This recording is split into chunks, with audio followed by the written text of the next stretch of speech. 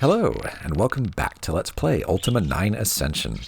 In our last video, the Avatar confronted Killigan and retrieved the charity funds that he had stolen from the Cathedral of Love.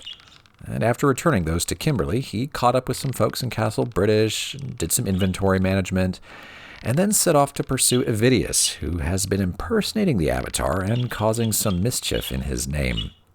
Evidius wasn't in his shack, so we're following up on a lead that indicates that he ran off to the northeast. So we're out the east gate of Britain, which is far to the north of the town, and well, now it's time to cross this bridge and continue the search.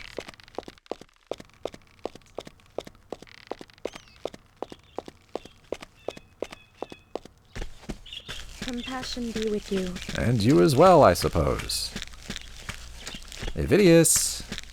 Oh, Evidius.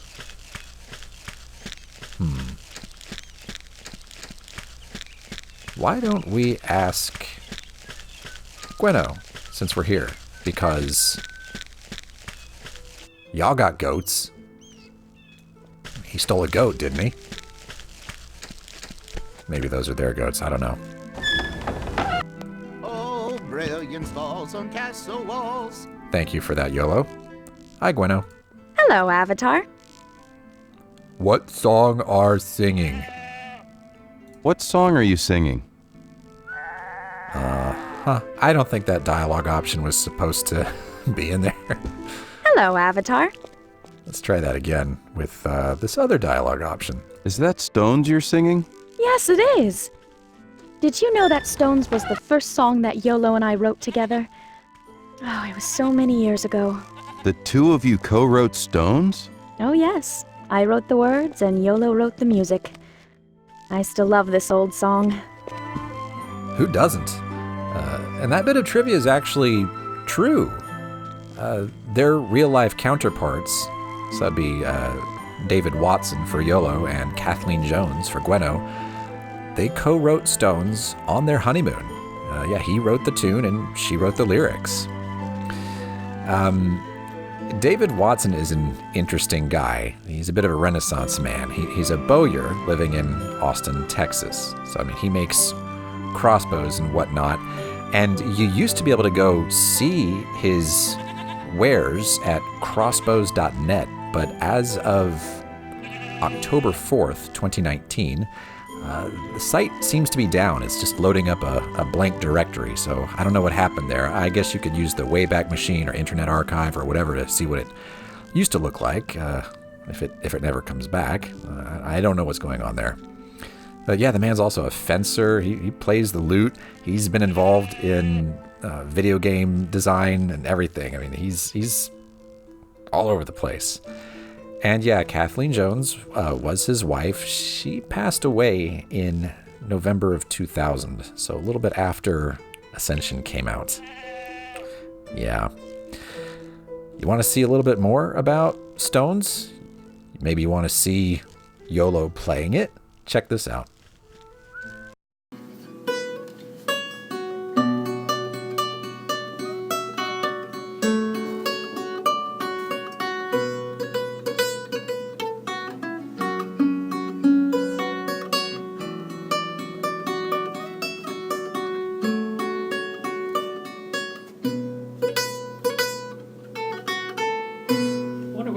Perfect. What a beautiful piece, indeed. So, you know, that sounds a little reminiscent to me from some time in the past. But I must say that you know, I'm not only for me, but I'm sure for all of the players of the games that we created, those 30 plus years ago. I know they all have fond memories of that. But again, please introduce yourselves to our on-camera friends and tell them what you've just been through. And I'll tell you this bit first. Please. This one take. That tune came from my honeymoon. Mm-hmm. Gweno and I had just come back from honeymoon, and we had bought a set of new lute strings at the Early Music Shop in London, just off on Chiltern Street, just off Baker Street. And we came home, and I was putting the strings on the instrument. And I started...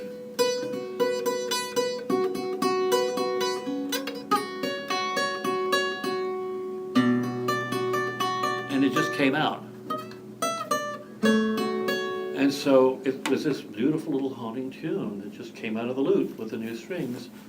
And Gwenno said, that needs words. Mm-hmm. And so she wrote the poem. Which is also With masterful. With some influence from it. Mostly she wrote the poem. And we put it together and then went out and sang it at SCA things. And that's Yeah. where it actually came from. Yeah, and he mentioned at the end there SCA things. That SCA is the Society for Creative Anachronism. We kind of talked about it a little bit earlier in the Let's Play.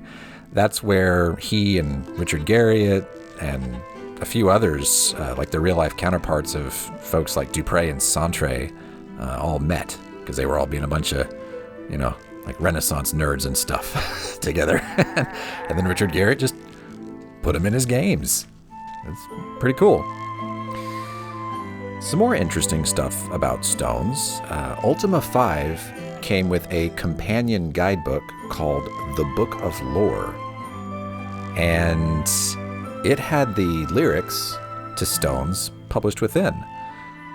And one important bit of information before I read these out, because I can't sing. I'm just going to read them out to you. They're nice words, just so that you have them. Wiltshire is the county in England where Stonehenge is. So, stones. Yeah, okay. But yeah, that's what the song's about. And those lyrics are, long ago ran the sun on a folk who had a dream, and the heart and the will and the power. They moved earth, they carved stone, molded hill, and channeled stream, that we might stand on the wide plains of Wiltshire. Now men asked who they were, how they built, and wonder why, that they wrought standing stones of such size. What was done neath our shade? What was prayed neath our skies, as we stood on the weird plains of Wiltshire? Oh, what secrets we could tell if you'd listen and be still, rid the stink and the noise from our skirts. But you haven't got the clue, and perhaps you never will. Mute we stand on the cold plains of Wiltshire. Still we loom in the mists as the ages roll away, and we say of our folk, they are here, that they built us and they died, and you'll not be knowing why, save we stand on the bare plains of Wiltshire. And there you have it. If you didn't know them already, those are the lyrics to Stones. If you'd like to hear them sung along with the song instead of spoken poorly with no concept of meter or rhythm, I'm sure you could find a great rendition online somewhere. Well, let's talk to Iolo now. Oh, brilliance falls on castle walls. I'm surprised he's not standing on his music stand. That's pretty cool, man. Well done. Glad you got down.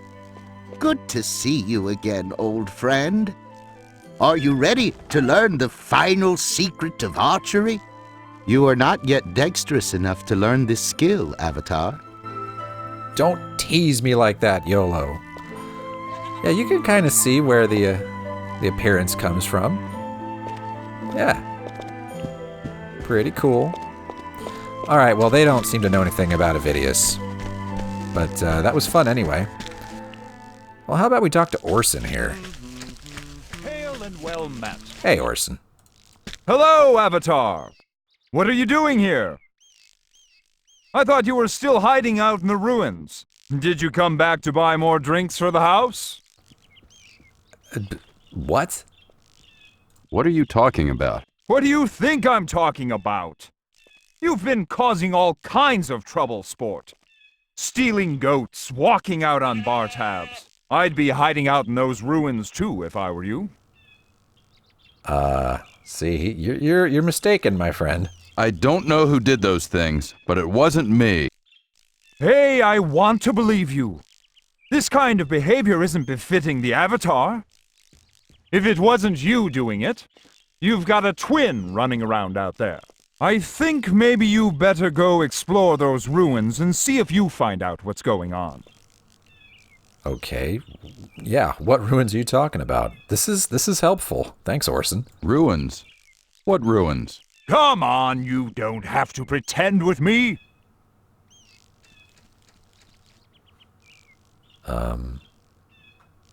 have to pretend. I'm not pretending. What ruins are you talking about? Hey, you're not kidding, are you?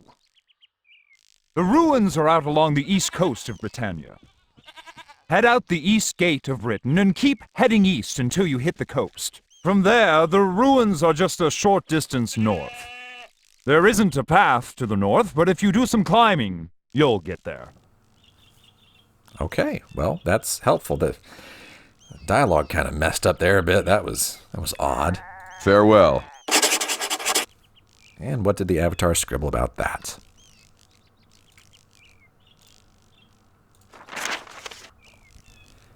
Day 26. A man named Orson, for some reason, claimed that he saw me hiding in some ruins out along the east coast of Britannia. To get there, I should head out the east gate of Britain and keep heading east until I hit the coast.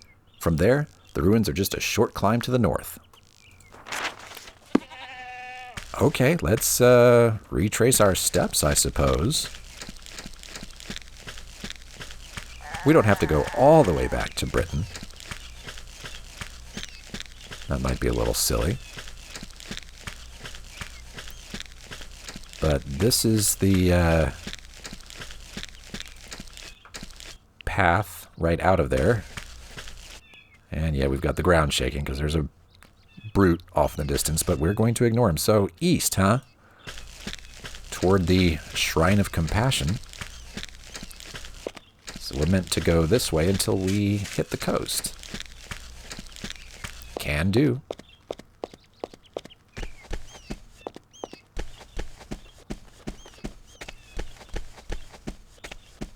Okay, well, we've hit the coast.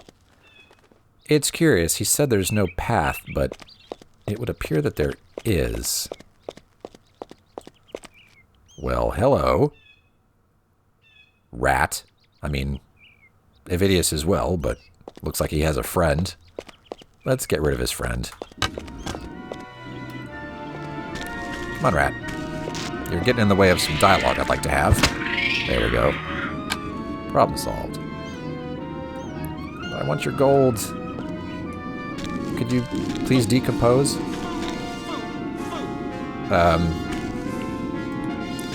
Remember at the beginning of the game when the Avatar left Castle British and ran out there and the baker was like, "Idiot." It's kind of like that. You talking to me? Fool, fool, fool. You talking to me? Hey, Avidius. Although I would like the combat music to stop. We don't need that. Can we get a little peace? That's better. Okay, well, he's just going to keep hurling pejoratives, so let's... Hey, Avidius. He's not a happy man. Hi, Avatar. Look, I look just like you. I wanted to be more virtuous, so I made these clothes, and I've been helping people just like you do. Isn't that great? Helping? Right. How have you been helping people? Okay, there was this one fellow who needed milk. And so goats give milk, and they eat all kinds of trash and stuff. So anyway, I thought that a goat would be good for him, so I got him a goat. Neat, huh? Only, I couldn't find him later. I don't know where that man went. Anyway, then I came into the tavern, and lots of people were there, but they didn't seem happy. And so I thought that I would make them happy. So I bought them all drinks. Lots and lots of drinks. And then they were happy. I figured that's what you would do, right? You make people happy. Well, and you kill monsters and stuff. I haven't killed any monsters yet, but I'm going to try to do that soon. Maybe tomorrow. Yeah! I think that tomorrow I'll go to Dastard and kill a dragon. You've killed dragons, right, Avatar? Oh boy, Avidius. Oh boy. We need to call him on this. Wait, slow down. Avidius, I know that you mean well, but you're not helping people. What do you mean? I made those people happy, right? That's helping. And I got that man a goat. I mean, okay, I couldn't find him later, but I was trying. Yes, I know that you're trying, but you're accidentally hurting people. You see, that goat that you found belonged to a farmer. You didn't mean to, but you stole his goat. And those drinks that you bought? Yeah? You didn't pay for those drinks.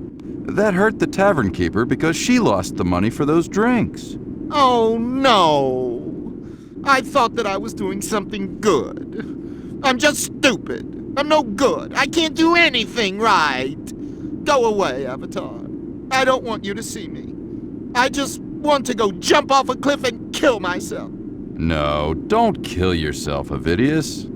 Why not? Because you're a good person. You're trying to do good things. You just need a little guidance, that's all. Really? Yes, really. Now look, you've got to stop impersonating me.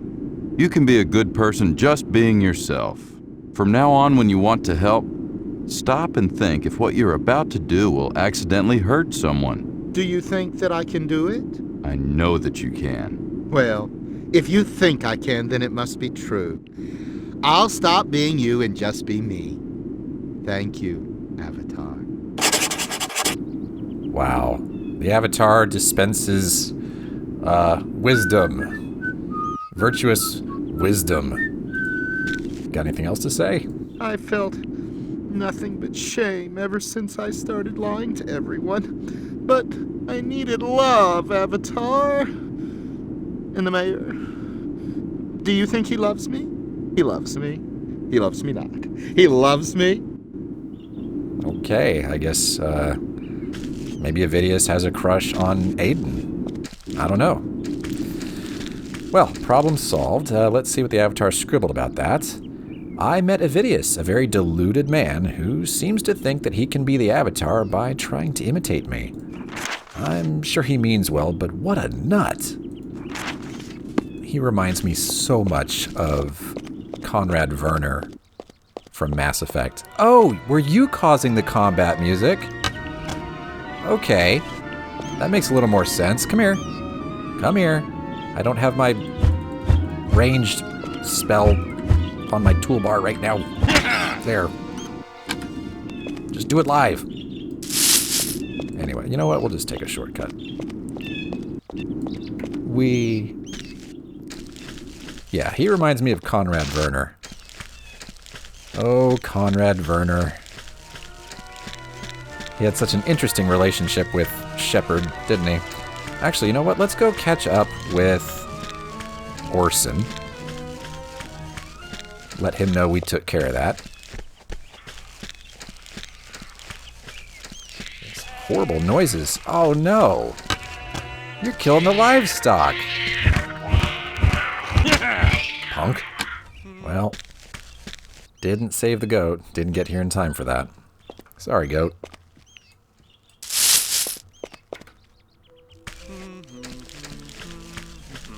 Hi, Orson. Hail and well met. I heard that you caught the fellow who was impersonating you. That must have taken some nerve. Oh well, I suppose that's part of the price of fame. You take care of yourself, Avatar. Now, how did he hear that? Is Avidius that fast?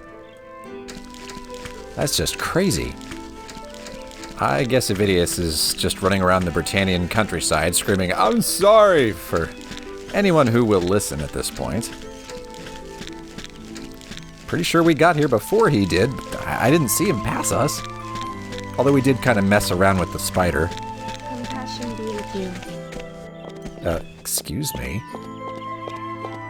So maybe he took that opportunity to go alert Orson to his changed ways. Why don't we just go over here and see if he's back in his little shack? You can do this, Avatar.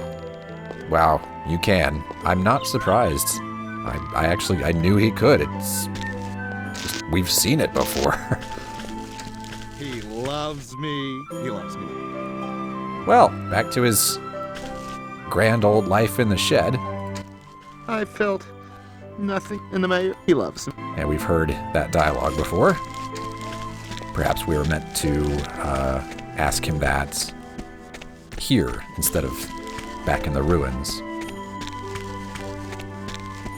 We kind of surprised that Stones is still playing. Oh, of course. All right.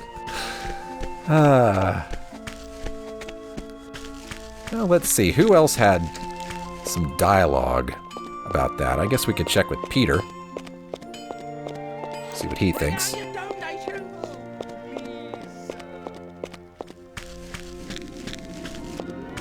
I guess there's a rat in the warehouse again. Hi, Bucko. Good to see you, mate. Peter doesn't care. That's fine. Let's go catch up with everybody in the tavern. Bring out your donations. See what they think. Because, Avidius appears to have already made it back to Britain, and I guess he's probably told everybody. Because he's the Flash.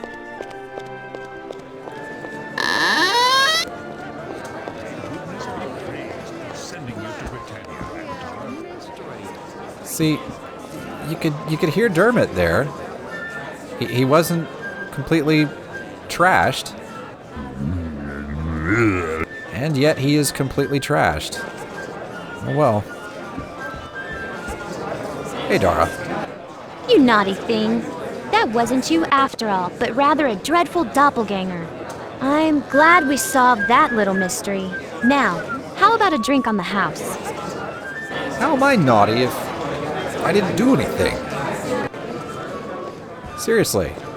How dare you call the Avatar naughty? That's just wrong. Didn't do anything. Hey, Angus. Hey there, Avatar. Say, you sure can throw 'em back. I'll be happy to join you in a round if you care to buy me a drink.